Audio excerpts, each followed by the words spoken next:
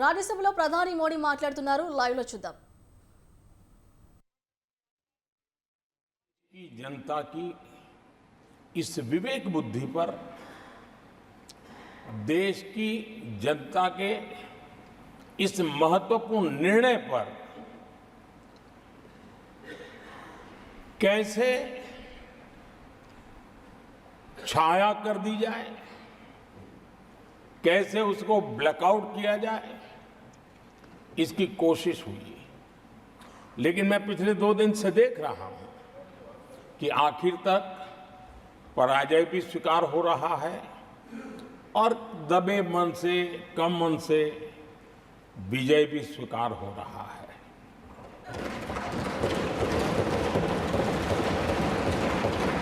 आदरणीय सभापति जी,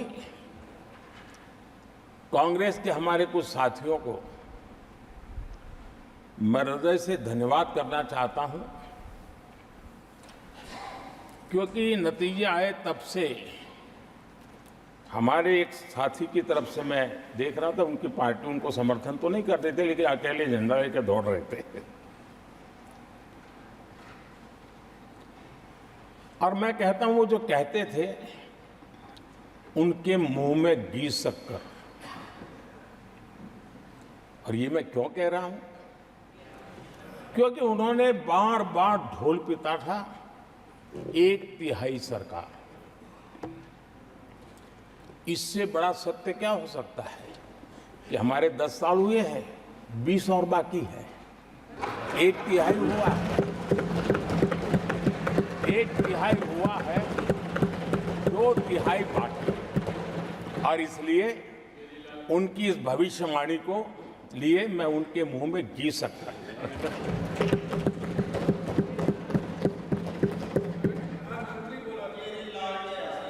आदरणीय सभापति जी,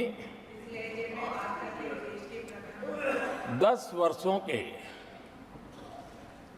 अखंड, एकनिष्ठ, अविरत सेवा भाव से किए हुए कार्य को देश की जनता ने जी भरकर के समर्थन दिया है। देश की जनता ने आशीर्वाद दिए हैं। आदरणीय सभापति जी, इस चुनाव में देशवासियों की विवेक बुद्धि पर गर्व होता है, क्योंकि उन्होंने प्रोपेगेंडा को परास्त कर दिया है।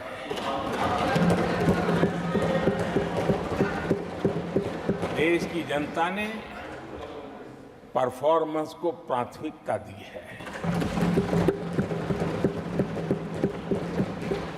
भ्रम की राजनीति को देशवासियों ने ठुकराया है और भरोसे की राजनीति पर विजय की मोहर लगाई।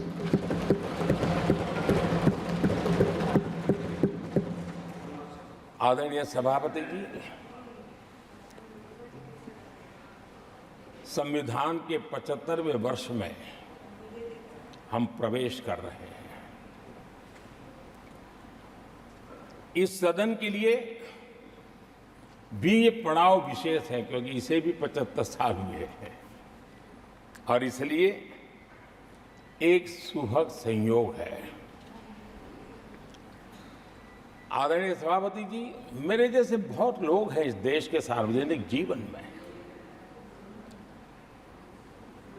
जिनके परिवार में कोई गांव का सरपंच भी नहीं रहा है, गांव का प्रधान भी नहीं रहा है, राजनीति से कोई सरोकार नहीं रहा है, लेकिन आज अनेक महत्वपूर्ण पदों पर पहुंच करके देश की सेवा कर रहे हैं। और उसका कारण बाबा साहब आम्बेडकर ने जो संविधान दिया है, उसने हम जैसे लोगों को अवसर दिया और मेरे जैसे अनेक लोग हैं जिनको बाबा साहब आम्बेडकर द्वारा दिए गए संविधान के कारण यहां तक आने का अवसर मिला है।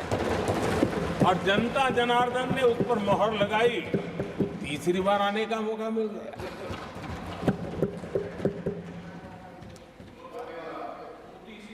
आदरणीय सभापति जी, संविधान हमारे लिए ये कोई आर्टिकल्स का कंपाइलेशन मात्र नहीं है। हमारे लिए उसका स्पिरिट भी और उसके शब्द भी बहुत मूल्यवान है।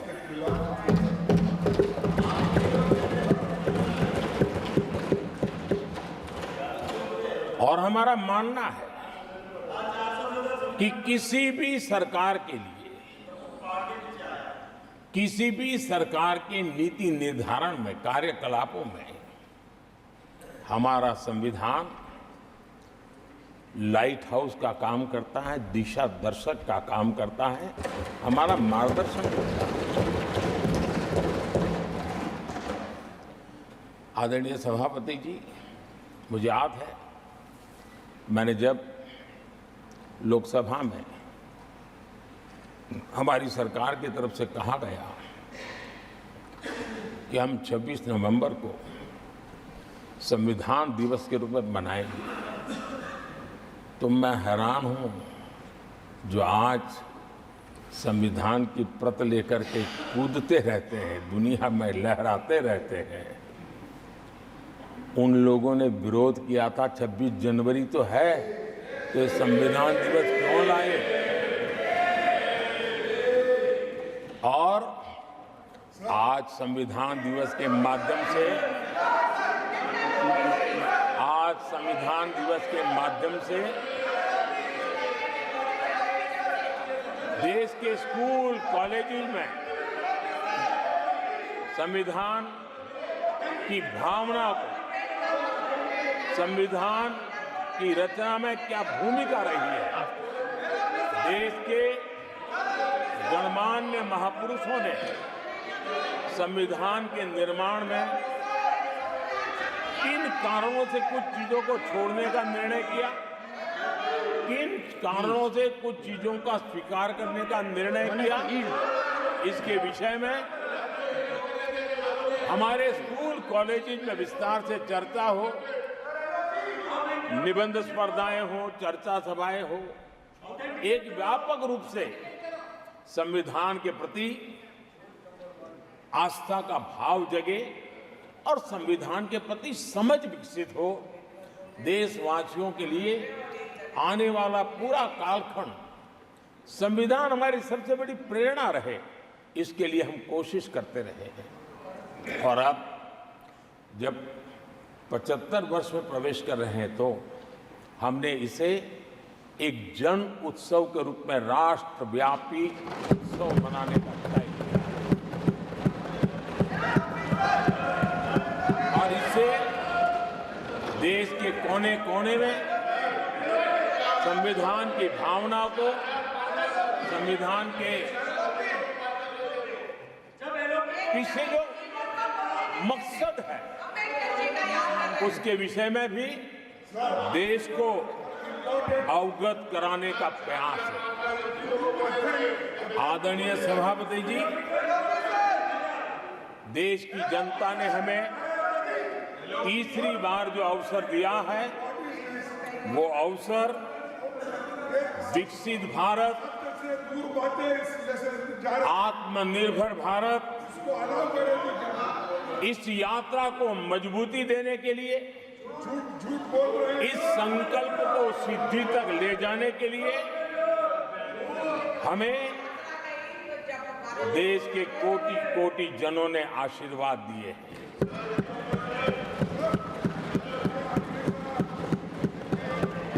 आदरणीय सभापति जी, ये चुनाव 10 वर्ष की सिद्धियों पर तो मोहर है ही, लेकिन ये चुनाव भविष्य के संकल्पों के लिए भी देश की जनता ने हमें चुना, क्योंकि देश की जनता का एकमात्र भरोसा हम पर होने के कारण आने वाले सपनों को, संकल्पों को सिद्ध करने के लिए हमें अवसर दिया। आदरणीय सभापति जी, देश भली भांति जानता है, देश ने पिछले 10 वर्षों में हमारे देश की अर्थव्यवस्था को 10 नंबर से 5 नंबर पर पहुंचाने में सफलता पाई और जैसे जैसे नंबर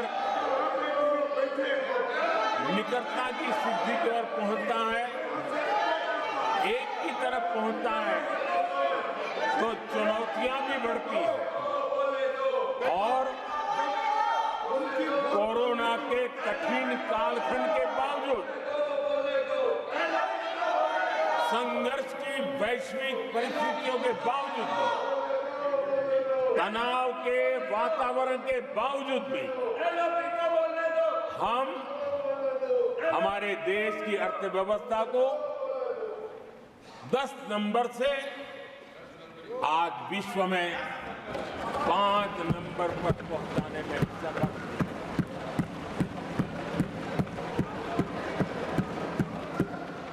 इस बार देश की जनता ने हमें रिकॉर्ड में 5 नंबर से समय 1 मिनट दीजिए। 3 नंबर की इकोनॉमी पर पहुंचाने के लिए जनादेश दिया है और मुझे पक्का विश्वास है कि देश की जनता ने हमें जो जनादेश दिया है, हम भारत की अर्थव्यवस्था को विश्व के टॉप 3 में पहुंचा के रहेंगे।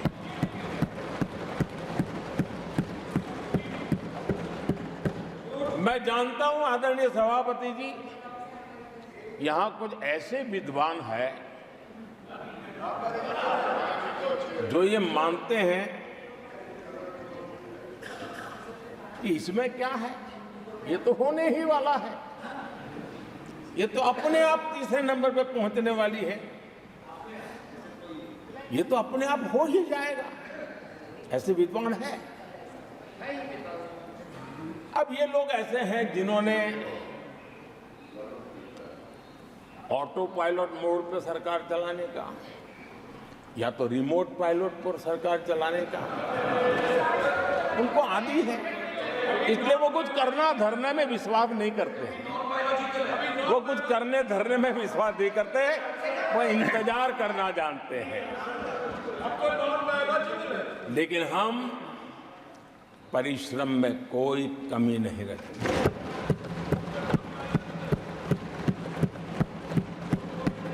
आने वाले वर्षों में पिछले 10 वर्षों में हमने जो किया है उसको गति भी बढ़ाएंगे, उसका विस्तार भी बढ़ाएंगे और गहराई भी होगी, ऊंचाई भी होगी और हम इस संकल्प को पूरा करेंगे। आदरणीय सभापति जी, चुनाव के दरमियान मैं देशवासियों को कहता था कि जो 10 साल हमने काम किया है, हमारे जो सपने और संकल्प है उसके हिसाब से तो ये एपेटाइजर है, मेन कोर्स तो अभी शुरू हुआ।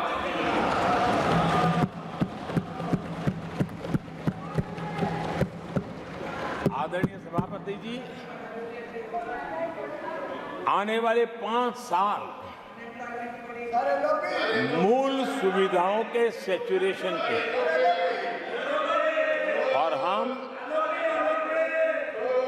एक सामान्य नागरिक की जो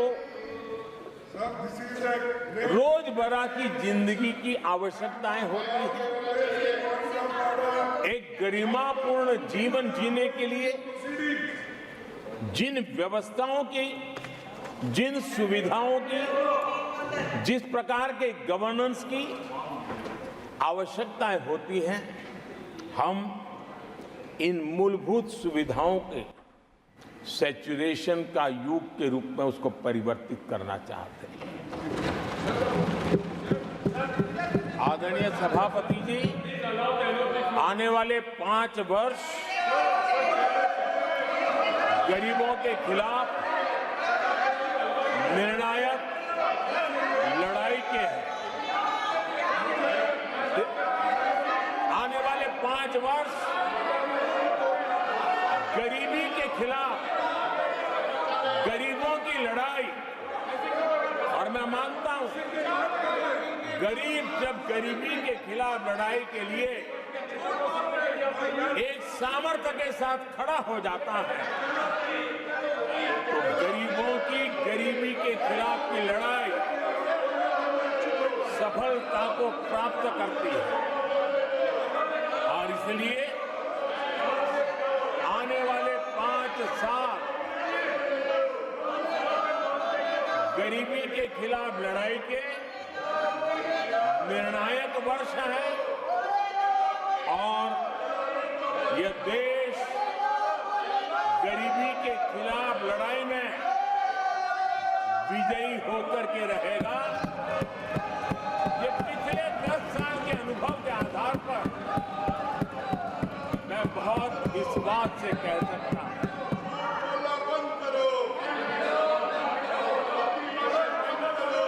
आदरणीय सभापति जी, जब देश दुनिया की तीसरी बड़ी इकोनॉमी बनेगा तो इसका लाभ, इसका प्रभाव जीवन के हर क्षेत्र पर पड़ने वाला है।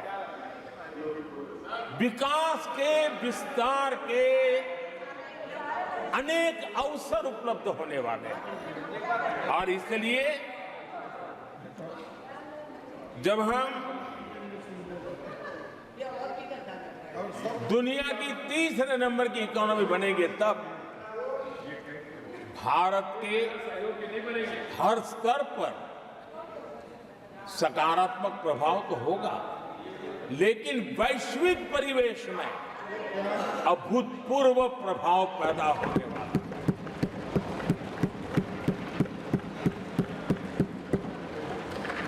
आदरणीय सभापति जी, हम आने वाले कालखंड में नए स्टार्टअप्स का,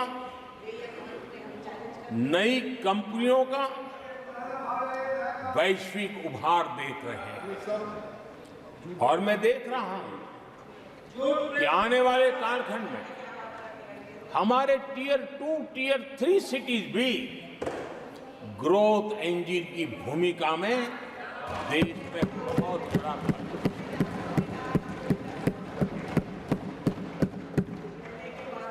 आदरणीय सभापति जी, ये शताब्दी टेक्नोलॉजी ड्रिवन शताब्दी और इसलिए हम कई नए सेक्टर्स में नए फुटप्रिंट्स भी अवश्य रूप से देखेंगे। आदरणीय सभापति जी, आने वाले 5 साल में पब्लिक ट्रांसपोर्ट में बहुत तेजी से बदलाव आने वाला है और इसका लाभ भारत के कोटि-कोटि जनों को जल्द से जल्द मिले, उस दिशा में हम गंभीरता से आगे बढ़ना चाहते हैं। आदरणीय सभापति जी, भारत की विकास यात्रा में हमारे छोटे शहर, चाहे खेल जगत हो, चाहे शिक्षा जगत हो, चाहे इनोवेशन हो, चाहे पेटेंट की रजिस्ट्री हो, मैं साफ देख रहा हूं कि हमारे छोटे छोटे शहर, हजारों की तादाद में से शहर भारत में एक विकास का नया इतिहास गढ़ने वाले हैं।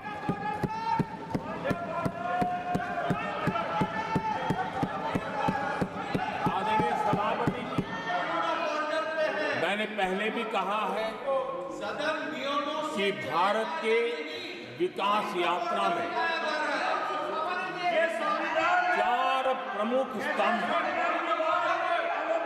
उसका सशक्तिकरण, उनको अवसर, ये बहुत बड़ी ताकत देने वाले हैं।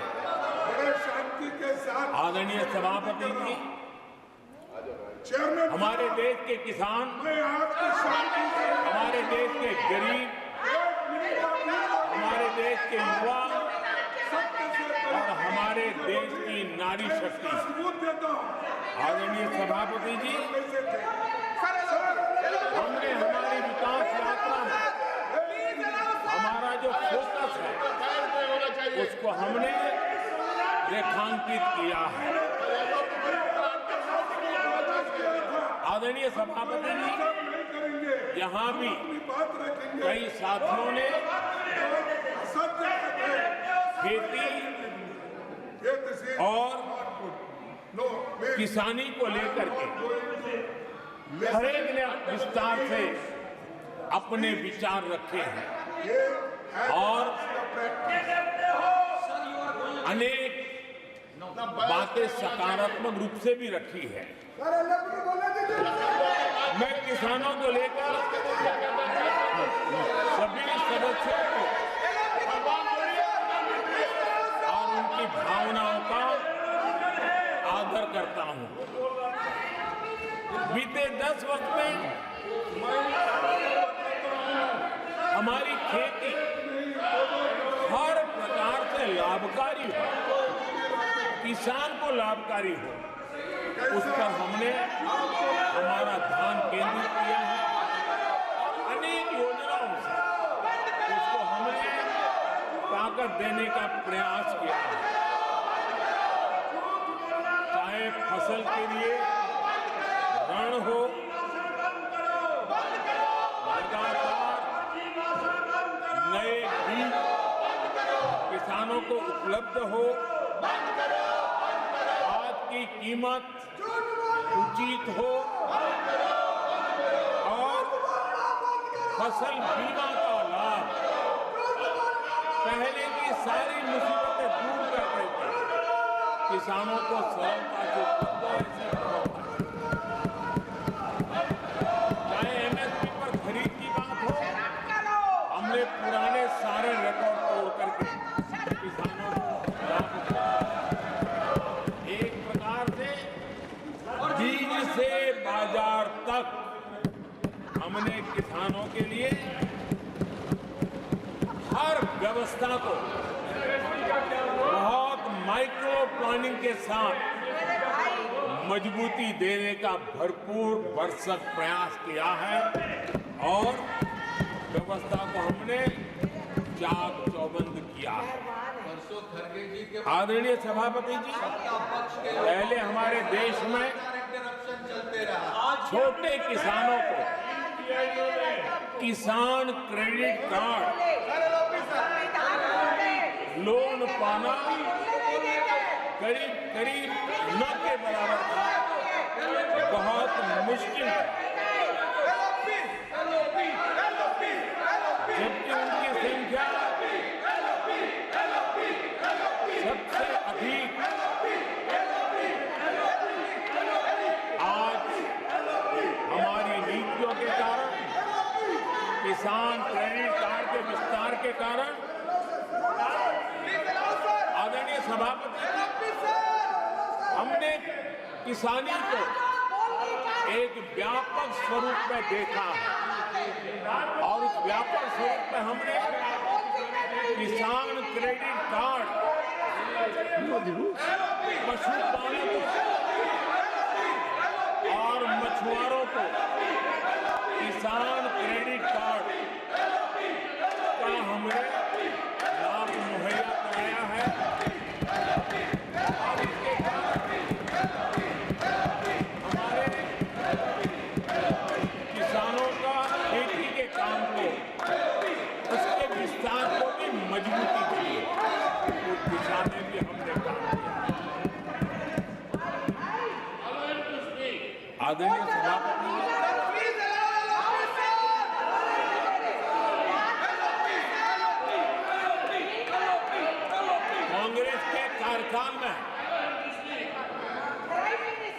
साल में एक बार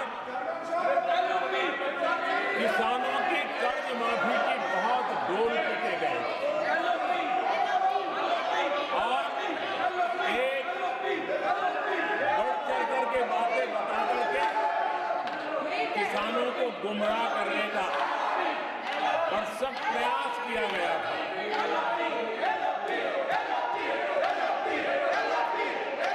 और 60,000 करोड़ की कर्ज माफी, उसका इतना हल्ला मचाया था और एक अनुमान था तो उसके लाभार्थी करीब देश के 3 करोड़ किसान थे। सामान्य गरीब छोटे किसान का तो उसमें नामो निशान नहीं था। जिसको सबसे जरूरत थी इसकी उनकी योजना में कोई परवाह नहीं थी और उन तक कोई लाभ पहुंच भी नहीं पाया था। लेकिन आदरणीय सभापति जी, जब किसान कल्याण हमारी सरकार के हृदय में केंद्र में हो तो नीतियां कैसी बनती है, कल्याण कैसे होता है, लाभ कैसे पहुंचता है, उसका मैं इस सदन को उदाहरण देना चाहता हूं। आदरणीय सभापति जी, हमने प्रधानमंत्री किसान सम्मान योजना चलाई और पीएम किसान सम्मान योजना का लाभ This conduct is not appropriate. 10 crore किसानों को हुआ है Unparliamentary practice. और सिर्फ 6 साल में हमने Please take your seat. 3 lakh crore रुपए To take their seats. हम किसानों को दे चुके हैं। It is unbecoming of your conduct. आदरणीय सभापति जी, Unbecoming of your conduct.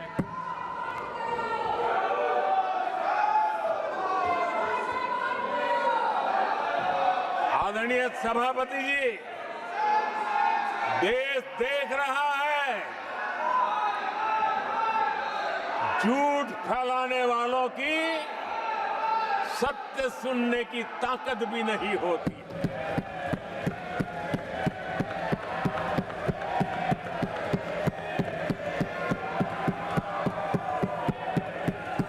जिनका सत्य से मुकाबला करना, इसके लिए जिनके हौसले नहीं है, वो बैठ करके इतनी चर्चा के बाद उन्होंने उठाए हुए सवालों के जवाब भी सुनने की हिम्मत नहीं है। इन्होंने ये अपर हाउस को अपमानित कर रहे हैं। इस अपर हाउस की महान परंपरा को अपमानित कर रहे हैं। आदरणीय सभापति जी, देश की जनता ने हर प्रकार से उनको इतना पराजित कर दिया है कि अब उनके पास गली मोहल्ले में चीखने के सिवाय कुछ बचा नहीं। नारेबाजी, हो हल्ला और मैदान छोड़ के भाग जाना, यही उनके नसीब में लिखा हुआ है। माननीय सदस्यगण, अत्यंत दर्दनाक, पीड़ादायक, अमर्यादित आचरण से देखकर मैं हूं। शासन तीसरे निरंतर लगातार काल में है। 6 दशक के बाद मैंने चर्चा की और मैंने अनुरोध किया कि प्रतिपक्ष के नेता को बिना बेरोक टोक बोलने का सुअवसर दिया। आज वो सदन छोड़कर नहीं गए हैं, मर्यादा छोड़कर गए हैं। आज उन्होंने मुझे पीठ नहीं दिखाई है, भारत के संविधान को पीठ दिखाई है। आज उन्होंने मेरा अनादर और आपका अनादर नहीं किया है, उस शपथ का अनादर किया है जो संविधान के तहत ली है। भारत के संविधान की इससे बड़ी अपमानित बात नहीं हो सकती।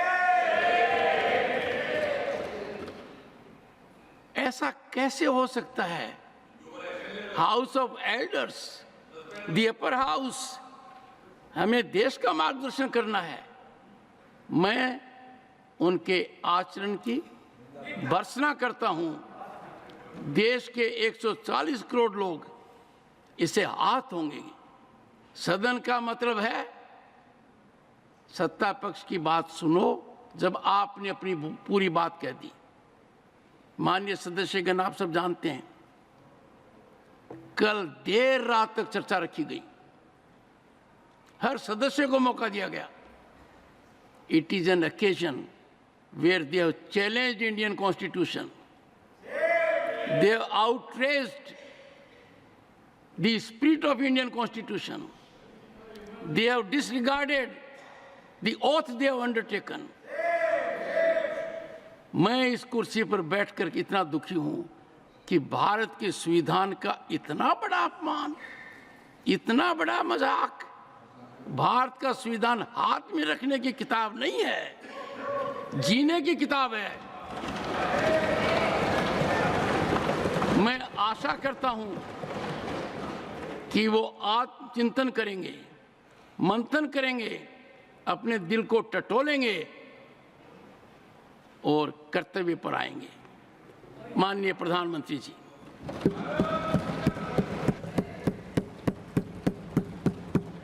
आदरणीय सभापति जी, आपकी वेदना मैं समझ सकता हूं। 140 करोड़ देशवासियों ने जो निर्णय दिया है, जो जनादेश दिया है, इसे ये पचा नहीं पा रहे हैं। और कल उनकी सारी हरकतें फेल हो गई, तो आज उनका वो लड़ाई लड़ने का भी हौसला नहीं था और इसलिए वो मैदान छोड़ करके भाग गए हैं। आदरणीय सभापति जी, मैं तो कर्तव्य से बंधा हुआ हूं और न ही मैं यहां कोई डिबेट पे स्कोर करने के लिए आया हूं। मैं तो देश का सेवक हूं, देशवासियों को मेरा हिसाब देना है। देश की जनता को मेरे पल पल का हिसाब देना, मैं उसे अपना कर्तव्य मानता हूं। आदरणीय सभापति जी, वैश्विक परिस्थितियां ऐसी पैदा हुई कि फर्टिलाइजर के लिए बहुत बड़ा संकट पैदा हुआ। हमने देश के किसान को मुसीबत में नहीं आने दिया और हमने करीब करीब 12 लाख करोड़ रुपया फर्टिलाइजर में सब्सिडी दी है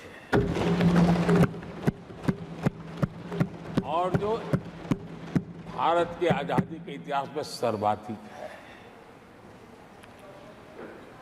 और उसी का परिणाम है कि हमारे किसान को फर्टिलाइजर का इतना बड़ा बोझ उस तक हमने जाने नहीं दिया। सरकार ने अपने कंधे पर उसको उठा लिया है। आदरणीय सभापति जी, हमने एमएसपी में भी रिकॉर्ड बढ़ोतरी की है। इतना ही नहीं, खरीद के भी नए रिकॉर्ड बनाए हैं। पहले एमएसपी की घोषणा होती थी, लेकिन किसानों से कुछ भी लिया नहीं जाता था, बातें बताई जाती थी। पहले की तुलना में अनेक गुना ज्यादा खरीदी कर करके हमने किसानों को सामर्थ्यवान बनाने का प्रयास किया।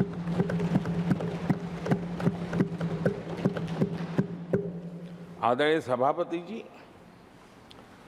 10 वर्षों में हमने कांग्रेस सरकार की तुलना में धान और गेहूं किसानों तक 2.5 गुना अधिक पैसा पहुंचाया और हम आने वाले 5 साल सिर्फ इसी का इंक्रीमेंटल वृद्धि करके रुकना नहीं चाहते। हम नए नए क्षेत्रों को, उन कठिनाइयों का अध्ययन करके उसकी मुक्ति के लिए प्रयास कर रहे हैं। और इसलिए आदरणीय सभापति जी, अन्न भंडारण का विश्व का सबसे बड़ा अभियान हमने हाथ लिया है और लाखों की तादाद में विकेंद्रित व्यवस्था के तहत अन्न भंडारणों की रचना करने की दिशा में काम चल पड़ा है।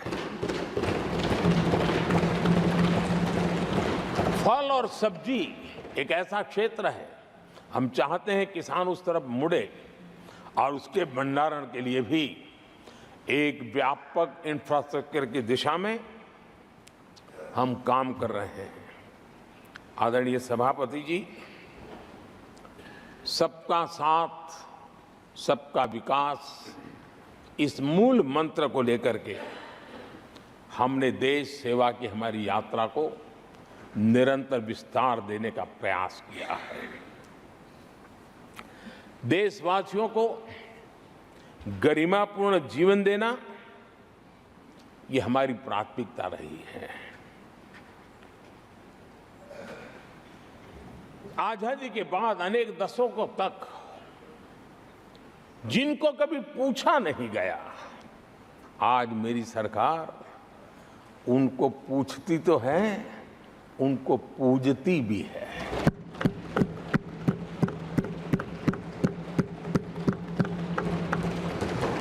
हमारे दिव्यांग भाई बहनों के साथ हमने मिशन मोड में उनकी कठिनाइयों को समझ करके माइक्रो लेवल पर उसको एड्रेस करने का प्रयास किया है और व्यवस्थाएं विकसित करने का प्रयास किया है ताकि वे गरिमापूर्ण जीवन जी सकें और कम से कम किसी का सहारा उनको लेना पड़े, इस दिशा में हमने काम किया है। आदरणीय सभापति जी, हमारे समाज में किसी न किसी कारणवश एक उपेक्षित वर्ग, यानी एक प्रकार से समाज में बार बार हरदूत होने वाला वर्ग, वो ट्रांसजेंडर वर्ग है। हमारी सरकार ने ट्रांसजेंडर साथियों के लिए कानून बनाने का काम किया है और जब पश्चिम की दुनिया के लोग ये सुनते हैं तो उनको भी गर्व होता है, जब भारत इतना प्रोग्रेसिव है, भारत की तरफ बड़े गर्व की नजर से देखा जाता है। हमने उनको मुख्य धारा में लाने का प्रयास शुरू किया है। आपने देखा होगा पद्मा अवार्ड में भी ट्रांसजेंडर को अवसर देने में हमारी सरकार आ गया है। आदरणीय सभापति जी, हमारे गुमंत जनजातीय समुदाय, हमारे गुमंत साथी, हमारे बंजारा परिवार, उनके लिए एक अलग कल्याण बोर्ड बनाया है ताकि उनकी आवश्यकताओं को हम एड्रेस कर सकें और उनको भी एक स्थायी, सुरक्षित और संभावनाओं वाला जीवन प्राप्त हो, उस दिशा में हम काम कर रहे हैं। आदरणीय सभापति जी, हम एक शब्द लगातार सुनते आए हैं, पीबीटीजी, पीबीटीजी, पीबीटीजी। हमारे जनजातीय समूह में ये सबसे पीछे रहा हुआ और आज़ादी के इतने सालों के बाद भी जिन्होंने उनको निकट से देखा होगा, पता चलता है कि कैसी हालत में जीते हैं। उनकी तरफ किसी ने नहीं देखा। हमने एक विशेष व्यवस्था की है और पीएम जनमन योजना के तहत 24,000 करोड़ रुपए, ये समुदाय बिखरा हुआ है, छोटी संख्या में है, वोट की उनकी ताकत नहीं है और यहाँ देश की परंपरा है जिसकी वोट की ताकत है उसी की चिंता करना, लेकिन समाज के ऐसे अति पिछड़े लोगों की कोई चिंता नहीं करता था। हमने वो चिंता की है क्योंकि हम वोट की राजनीति नहीं करते हैं, हम विकास की राजनीति करते हैं। आदरणीय सभापति जी, हमारे देश में पारंपरिक पारिवारिक कौशल्य, भारत की विकास यात्रा का और व्यवस्था का एक अंग रहा है। जो हमारा विश्वकर्मा समूह है, जिनके पास परंपरागत से हुनर है और जो समाज की आवश्यकताओं को पूरी करता है, लेकिन उनको कभी एड्रेस नहीं किया गया। हमने करीब करीब 13,000 करोड़ रुपए की योजना से विश्वकर्मा समुदाय को आधुनिकता की तरफ ले जाना, उनके अंदर प्रोफेशनलिज्म आई। आदरणीय सभापति जी, गरीबों के नाम पर बैंकों का राष्ट्रीयकरण तो कर दिया गया था, लेकिन मेरे रेहड़ी पटरी वालों को कभी बैंक के दरवाजे तक देखने की हिम्मत नहीं होती थी। हालत थी। पहली बार देश में पीएम स्वनिधि योजना के तहत रेहड़ी पटरी वालों की चिंता की गई है और आज वो ब्याज के कुचक्र से बाहर आकर के अपने परिश्रम से और ईमानदारी से जो रेहड़ी पटरी वालों को बैंकों से लोन मिले हैं, वे लगातार बैंक वाले भी खुश हैं, लेने वाले भी खुश हैं। और जो कल फुटपाथ पर रेहड़ी बैठता था, आज एक छोटी दुकान दिशा में बनाने की दिशा में आगे बढ़ रहा है। जो पहले खुद मजदूरी करता था, आज एक आध दो को रोजगार देने की दिशा में काम कर रहा है। और यही कारण है कि गरीब हो, दलित हो, पिछड़े हो, आदिवासी हो, महिला हो, उन्होंने हमारा भारी समर्थन किया है। आदरणीय सभापति जी, हम विमेन लेड डेवलपमेंट की बात करते हैं। दुनिया के प्रगतिशील देशों के लिए भी विमेन डेवलपमेंट तो बहुत स्वाभाविक स्वीकार करते हैं, लेकिन विमेन लेड डेवलपमेंट की बात करते हैं तो उनके भी उत्साह में थोड़ी कमी नजर आती है। ऐसे समय भारत ने नारा नहीं, निष्ठा के साथ विमेन लेड डेवलपमेंट की ओर कदम बढ़ाए और महिला सशक्तिकरण का लाभ आज दिख रहा है, हर क्षेत्र में दिख रहा है और भारत की विकास यात्रा में वो कंट्रीब्यूट कर रहा है। मैं आदरणीय सांसद सुधा मूर्ति जी का आभार व्यक्त करता हूं कि कल उन्होंने चर्चा में महिलाओं के आरोग्य के विषय पर बल दिया था और उसका महात्म्य क्या है, उसकी आवश्यकता क्या है, उस पर बड़े विस्तार से उन्होंने कहा था।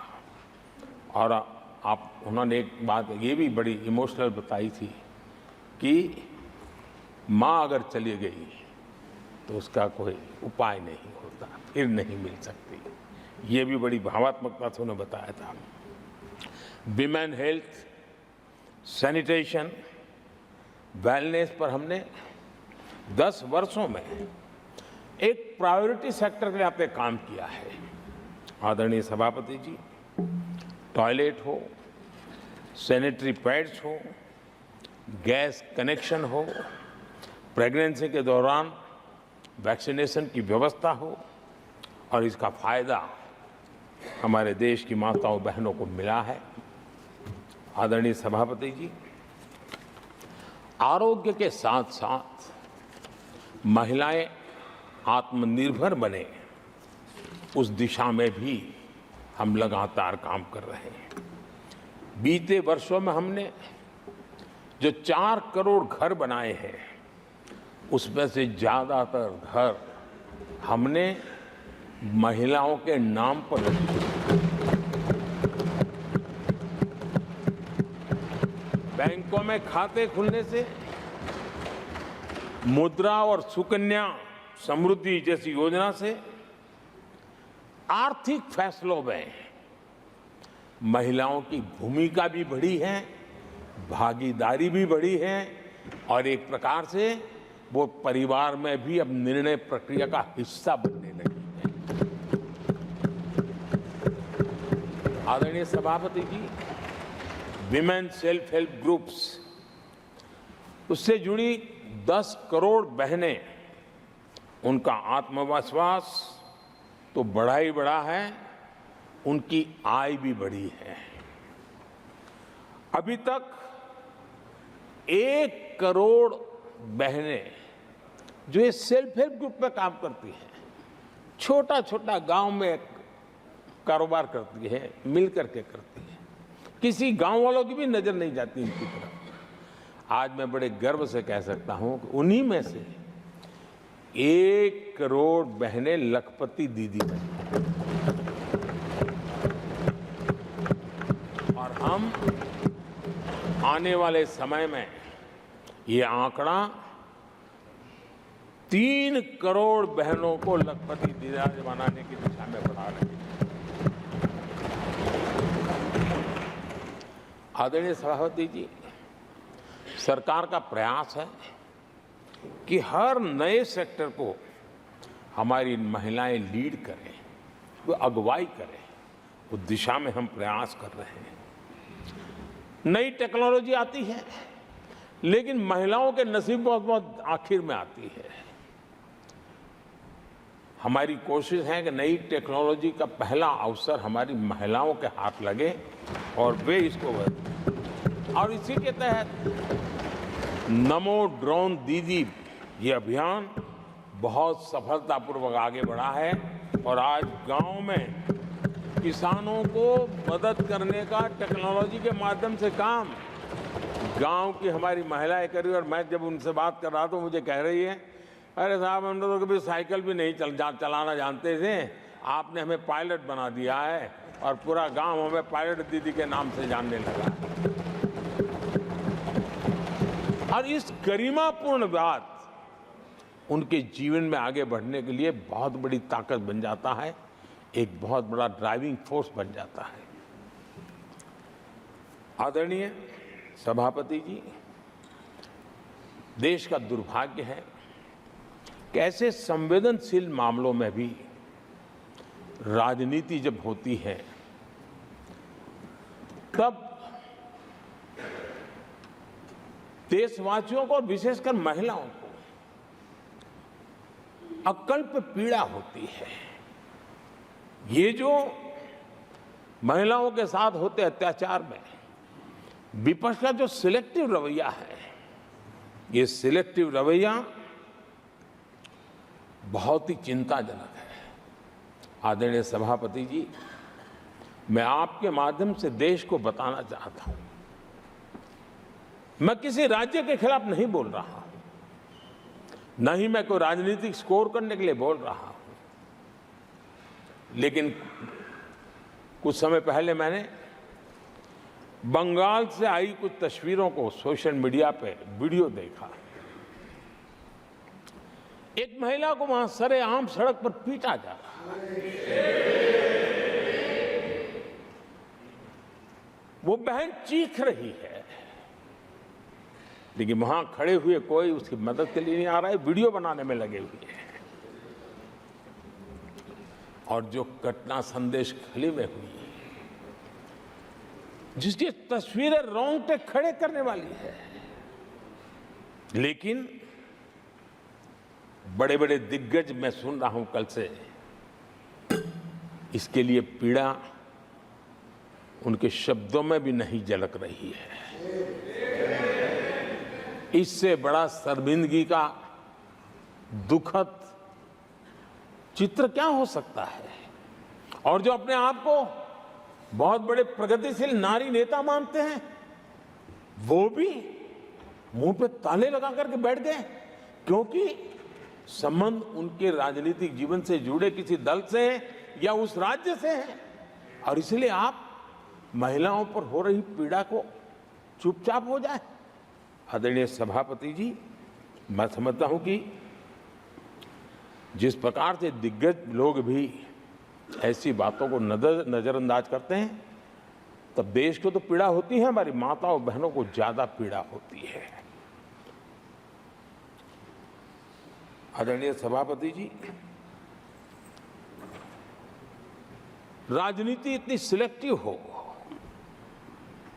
और जहां उनकी राजनीति को अनुकूल नहीं होता है तो इनको सांप सूंघ जाता है, ये बहुत चिंता का विषय है। आदरणीय सभापति जी, भारत की जनता ने तीसरी बार पूर्ण बहुमत की स्थिर सरकार चुनकर देश में तो स्थिरता और निरंतरता को तो आदेश दिया ही है, लेकिन इस चुनाव के नतीजों ने